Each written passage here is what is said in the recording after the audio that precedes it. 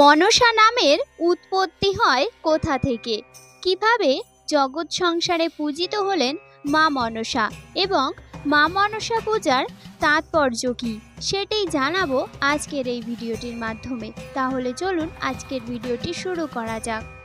প্রথমত, মনসা নামের উৎপত্তি হয় কোথা থেকে। মনস শব্দের স্ত্রীলিঙ্গে আপ প্রত্যয় করে মনসা শব্দের ব্যুৎপত্তি, সুতরাং এই দিক থেকে মনসা শব্দের অধিষ্ঠাত্রী দেবী। দেবী ভাগবত ও ব্রহ্মবৈবর্ত পুরাণ বলেন, সর্পভয় থেকে মনুষ্যদের উদ্ধারের জন্য পরমপিতা ব্রহ্মা কশ্যপ মুনিকে বিশেষ মন্ত্র বিশেষ বা বিদ্যা আবিষ্কারের কথা বলেন। হয়তো এখানে বিষের ঔষধ আবিষ্কারের কথা সেই সাথেও বলা হয়। কশ্যপ মুনি এই বিষয় নিয়ে গভীরভাবে চিন্তা ভাবনা করেছিলেন। তখন তার মন থেকে এক দেবীর সৃষ্টি হয়। তিনটি কারণে দেবীর নাম হয় মনসা। প্রথমত, মনসা কশ্যপ মুনির মানস কন্যা, কেননা চিন্তা ভাবনায় সময় মুনির মন থেকে উৎপন্না। দ্বিতীয়ত, মানুষের মন তদীয় ক্রীড়াক্ষেত্র। এবং তৃতীয়ত, নিজেও মনে মনে পরমাত্মার ধ্যান করেন বলে দেবীর নাম মনসা। মন মানুষের শত্রু, আবার মন মানুষের মিত্র হতে পারে। মন যদি শুদ্ধ একাগ্রচিত্ত নিজ বশীভূত ভগবৎ পরায়ণ হয় তো সেই মন মোক্ষের কারণ, তাই এই মনকে মিত্র বলা যাবে। কিন্তু মন যদি অশুদ্ধ চঞ্চল ইন্দ্রিয় পরায়ণ ভগবৎ বিমুখ হয় তো সেই মন নরক গমনের হেতু। এই মন হলো শত্রু মন। কশ্যপ মুনি মানব কল্যাণের জন্য ঔষধ আবিষ্কারের কথা ভেবেছিলেন, তাই তার মন থেকে দেবীর সৃষ্টি হলো। তাই শাস্ত্রের এই শিক্ষা যে আমাদের সর্বদা কল্যাণকর হিতকর ভগবানের কথা ইত্যাদি মনে ভাবনা চিন্তা করতে হবে। সাপের দাঁতে বিষ আছে, কিন্তু নিজে যখন খায় তাতে কোনো বিষ লাগে না, কিন্তু হিংসায় কিংবা আত্মরক্ষার্থে যখন দংশন করে তখন দংশিত স্থানে বিষ ছড়ায়। তাই মনে বিষ হলে হিংসা, ক্রোধ, লোভ এসব দূরীকরণের নিমিত্তে মনসা পূজা করা হয়। অন্যভাবে বললে, আমরা নিজেরা অনেক সময় চিন্তা থেকে মুক্তি পেতে পারি না, তবে চিন্তা যাতে নিজের কিংবা অন্যের খারাপের কারণ না হয় সেই শিক্ষাই দিয়েছে দেবী মনসা। ইনি সর্পদেবী। প্রধানত বাংলা অঞ্চল এবং উত্তর ও উত্তর পূর্ব ভারতে এই দেবীর পূজার প্রচলন বেশি দেখা যায়। সর্পভয় নিবারণ ও সাপের হাত থেকে রক্ষা পেতে প্রজনন ও ঐশ্বর্য লাভের কামনায় মনসা দেবীর পূজা করা হয়ে থাকে। মনসা হলেন নাগরাজ বাসুকীর ভাগিনী বা বোন ও ঋষি জরুৎকারুয়ের স্ত্রী। তার অপর নাম বিষহরী, বিষহরা, নিত্যা ও পদ্মাবতী। দেবীর বাহন হলেন সাপ ও রাজহংস। পুরাণ ও কিংবদন্তি অনুসারে পিতা শিব ও স্বামী জরুৎকারু মনসাকে প্রত্যাখ্যান করেন। কোনো কোনো ধর্মগ্রন্থ মতে ঋষি কশ্যপ হলেন মনসার পিতা। ঋষি কশ্যপের মনের থেকে জন্ম হয় মনসার। মনের থেকে জন্ম বলেই এনার নাম মনসা, তাই তিনি কাশ্যপ গোত্রজ। পুরাণ মতে ঋষি কশ্যপ ও নাগজননী কদ্রু এর কন্যা দেবী মনসা।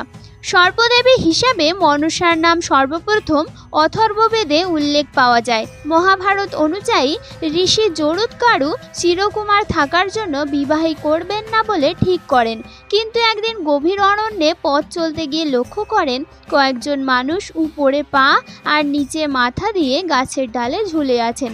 জরুৎকারু দেখে চিনতে পারলেন তারা হলেন তার পূর্বপুরুষগণ। পরলৌকিক অর্থাৎ শ্রাদ্ধকর্ম ক্রিয়া না হওয়ার ফলে তাদের মুক্তি হয়নি, তাই তাদের এইরূপ অবস্থা। পূর্বপুরুষগণ তখন ঋষি জরুৎকারুকে বিবাহ করে সন্তান উৎপাদন করতে বলেন, যাতে সেই সন্তান তাদের পরলৌকিক কর্ম করে তাদের মুক্তি দেন। পূর্বপুরুষগণের কথা মতো ঋষি জরুৎকারু নাগরাজ বাসুকীর ভগিনী মনসার সাথে বিবাহ সূত্রে আবদ্ধ হন। পরবর্তীতে তাদের এক সন্তানের জন্ম হয়। সেই সন্তানের নাম হলো আস্তিক। পুরাণ অনুযায়ী পিতা ঋষি কশ্যপ তার কন্যা মনসার সাথে ঋষি জরুৎকারুর বিবাহ সম্পন্ন করান, কিন্তু ঋষি জরুৎকারু একটা শর্তে মনসাকে বিবাহ করেন। শর্ত হলো, মনসা যদি তার স্বামী ঋষি জরুৎকারুর কথার অবাধ্য হন তবে ঋষি জরুৎকারু সেই মুহূর্তেই মনসাকে প্রত্যাখ্যান করবেন। পরবর্তীতে তাদের সন্তান আস্তিকের জন্ম হয়। একদিন ঋষি জরুৎকারু মনসাকে নির্দেশ করলেন যে তিনি নিদ্রায় অর্থাৎ ঘুমাতে যাবেন, তাকে যেন মনসা তার পুজোর সময় জাগ্রত করে দেন। কিন্তু দেবী মনসা তার সর্পসন্তানদের নিয়ে ব্যস্ত হয়ে পড়ায় জগৎকরুকে ঘুম থেকে ডাকতে ভুলে যান। জগৎকারু ঘুম ভেঙে দেখেন তার পুজোর সময় অনেকক্ষণ পার হয়ে গেছে। ক্রোধাসক্ত হয়ে ঋষি জরুৎকারু মনসাকে প্রত্যাখ্যান করেন। যদিও কিছুকাল পরে দেবতাদের আর্জিতে ঋষি জরুৎকারু পুনরায় মনসাকে গ্রহণ করেন। সর্পকুলকে পৃথিবীর বুক থেকে ধ্বংস করতে যজ্ঞ করেছিলেন রাজা জনমেজয়, কিন্তু মনসাপুত্র আস্তিক তখন সর্পকুলকে ধ্বংসের হাত থেকে রক্ষা করেছিলেন। আষাঢ় মাসের পূর্ণিমার পর যে পঞ্চমী তিথি তাকে নাগপঞ্চমী বলে। নাগপঞ্চমীতে উঠানে শীষ গাছ স্থাপন করে মনসা পূজা করা হয় এবং ভাদ্র মাসের কৃষ্ণা পঞ্চমী পর্যন্ত পূজা করার বিধান আছে। বাংলাদেশ ও ভারতের পশ্চিমবঙ্গে 1 মাস যাবৎ পূজা করে পূজা সমাপনান্তে বিশেষভাবে পুজো করা হয় অথবা শুধুমাত্র শেষ দিনে পুরোহিত দ্বারা পূজা করা হয়। নাগকুল কশ্যপমুনির জাত, যা সাধারণ সাপ থেকে সম্পূর্ণ ভিন্ন ও বিশেষ ক্ষমতা সম্পন্ন, যেমন অনন্ত, শীষ, বাসুকী প্রভৃতির উদাহরণস্বরূপ বিষ্ণুর মস্তকের উপরে থাকে শীষ নাগ। মনসা মূলত একজন আদিবাসী দেবতা। হিন্দুদের মধ্যে তার পূজা প্রচলিত ছিল। পরবর্তীকালে উচ্চবর্ণীয় হিন্দু সমাজেও মনসা পূজা প্রচলন লাভ করে। বর্তমানে মনসা আর আদিবাসী দেবতা নন, বরং তিনি একজন হিন্দু দেবীতে রূপান্তরিত হয়েছেন। হিন্দু দেবী হিসেবে তাকে নাগ বা সর্পজাতির পিতা কশ্যপ ও মাতা কদ্রুর সন্তান রূপে কল্পনা করা হয়েছে।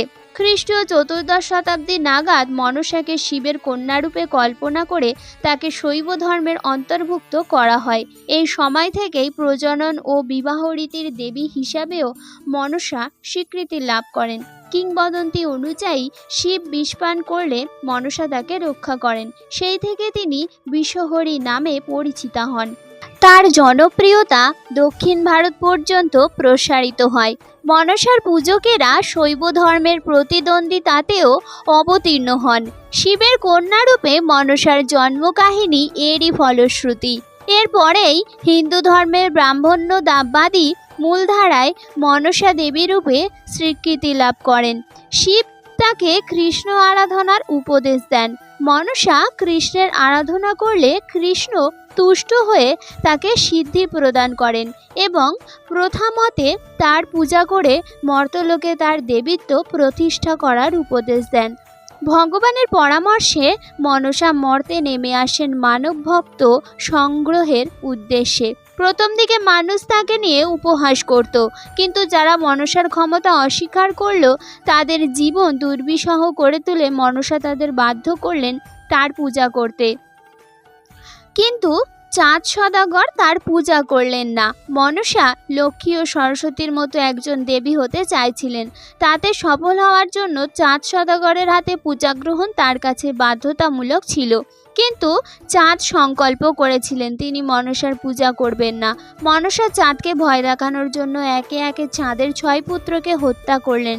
শেষে মনসা ইন্দ্রের রাজসভার 2 নর্তক নর্তকীর বিরুদ্ধে ষড়যন্ত্র করলেন। এদের নাম ছিল অনিরুদ্ধ ও উষা। অনিরুদ্ধ চাঁদ ও তার স্ত্রী সনকার 7ম পুত্র রূপে জন্মগ্রহণ করলেন। তার নাম হলো লক্ষিন্দর।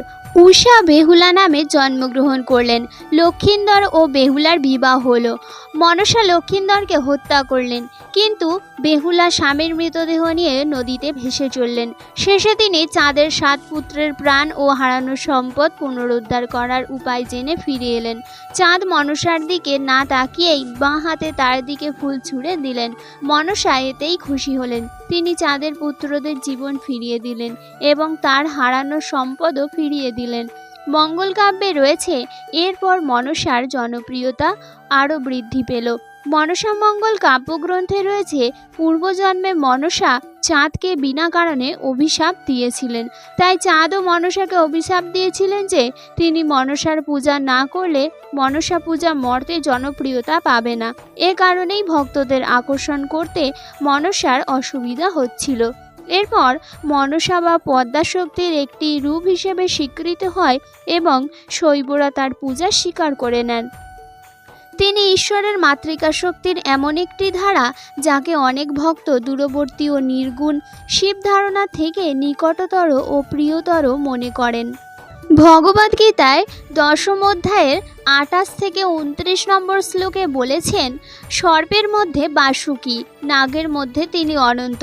আবার তিনি খুব সুন্দরভাবে ব্যাখ্যা করেছেন যে আকাশ যেমন সব কিছুতে আচ্ছাদিত করে থাকলেও কোনো কিছুর সাথে লেগে নেই, তেমনি সব কিছুর শক্তি তারই, অথচ তিনি কোনো কিছুর সাথে জড়িত নন। দেবী মনসার পুজো কালক্রমে বাঙালি সনাতনী সংস্কৃতির অংশ হয়ে দাঁড়িয়েছে। কেরালা, তামিলনাড়ু সহ দক্ষিণ ভারতে নেপালের কাঠমান্ডুতে আজ নাগপঞ্চমীর অন্যতম প্রধান উৎসব। বাংলাদেশে দিনাজপুর, বরিশাল সহ অনেক আদিবাসী সম্প্রদায়ের পল্লীতেও গড়ে উঠেছে অনেক মনসা দেবীর মন্দির। এমনকি বৌদ্ধ ও জৈন দর্শনেও দেওয়া হয়েছে মনসা দেবীকে বিশেষ মর্যাদা।